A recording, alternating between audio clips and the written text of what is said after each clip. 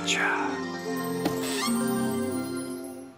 Hello everyone, and welcome to another Monster Hunter World video. This is Thegameconomist, and today I have 4 more tips for fighting Arch Tempered Teostra. Now, if you didn't see the first video, top 8 tips for fighting Arch Tempered Teostra, you'll want to watch that as well, because I'm not going to go over the first 8 tips, and those have a lot of good information in them, so you don't want to miss it.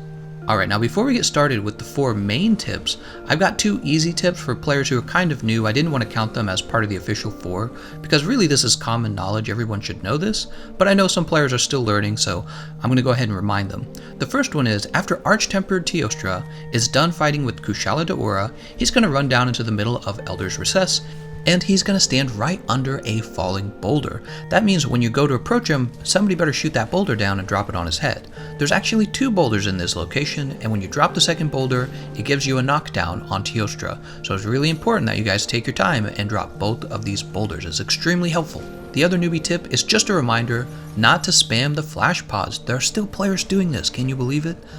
Basically, you get 4 shots of flash pod against Arch Tempered Teostra, and after you're done with those, the flash pods are totally ineffective.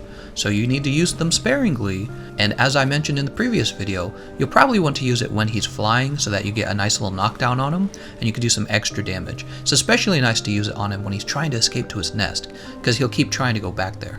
Okay, now we can move on to talking about the 4 main tips that I promised in the title of the video.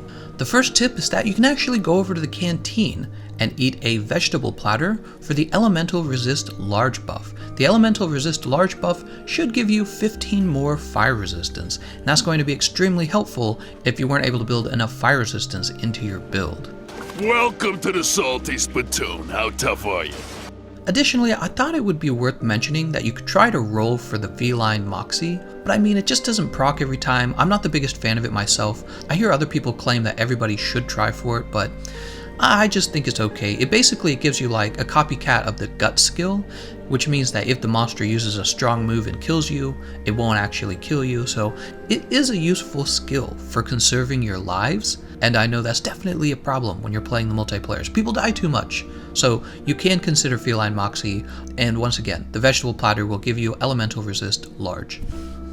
Tip number 2, I wanted to talk about another defensive skill probably worth considering. As most of you who have fought Teostra a lot know, he's really good at stunning players. I don't know why that is. His attack values must be set up so that he causes stun on the players sooner, and I've heard people say that they will get hit by like 1 strong move and it'll immediately stun them.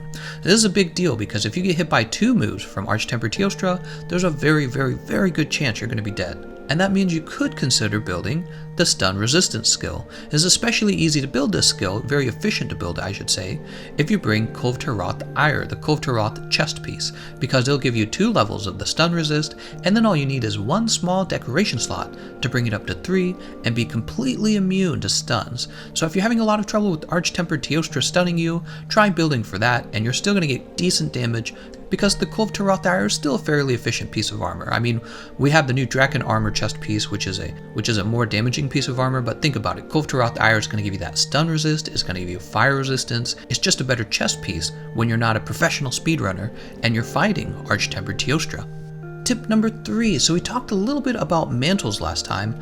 I want to follow up by talking about the impact mantle, right? Everybody knows about the fireproof mantle. Did you guys know the impact mantle allows a lot of your moves to KO monsters much faster, or you'll have moves that weren't capable of KOing at all, and suddenly they can. A great example of this would be the bow.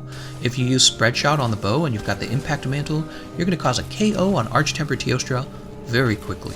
So if you're wondering how to crowd control Teostra a little better, consider bringing the impact mantle, and you can actually pair this with the sticky ammo on your light bowgun or your heavy bowgun, which are 2 excellent weapons for causing consistent KOs as well as putting Teostra to sleep.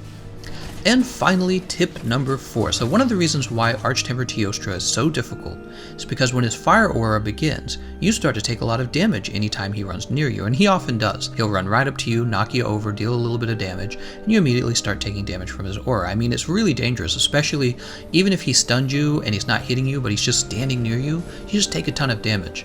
So one of the things you can do to fight his aura is to apply Elder Seal to him, and this is only effective if more than one player really is bringing Elder Seal, and even then it's not going to just completely suppress his aura, it's just going to kind of slow him down. He's not going to get to use Supernova as many times in the course of the fight. However, there is another Elder Seal option. He drops Dragon Pods, and the Dragon Pods are really more worth considering than just thinking about an Elder Seal strategy. See, when he drops those Dragon Pods later in the fight, you can actually pick him up, have everyone pick him up, and just kind of burst him down with that Elder Seal. He'll also flinch when you do this. And yeah, you're going to be able to suppress his aura and supernova for a little while if you pick up the Dragon Pods and just spam it before you continue fighting him. So when you see that Dragon Pod dropped by Teostra, go ahead and pick it up and make sure your teammates are picking it up and everybody just spam through those Dragon Pods before getting back to the fight. Alright, and that is the 4 additional tips I have for you for fighting Arch Tempered Teostra. Again, don't forget to watch the first video, top 8 tips for fighting Arch Tempered Teostra. There's a lot of information in there that I did not go over in this video. That's everything I had to say. I want to thank you all for watching, and I'll see you guys next time.